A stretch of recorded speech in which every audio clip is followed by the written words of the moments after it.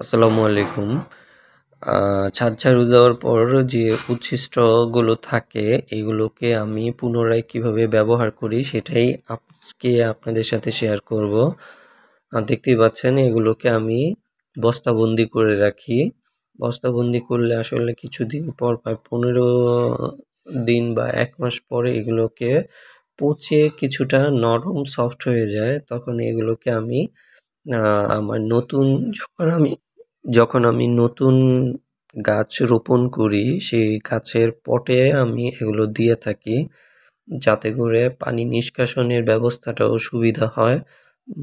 Tram বা বালতিতে আমি যেহেতু গাছ বুনে থাকি এগুলোর নিচে আমি এই উচ্ছিষ্টগুলো দিলে পানি নিষ্কাশনের ব্যবস্থাটা ড্রেনেজটা খুব সুন্দর হয়। নিচে তেমন কোনো পানি জমে না এবং মাটিগুলো বের হয়ে যায় না। এর জন্য আমি এই পদ্ধতিটা অবলম্বন করি সবসময়।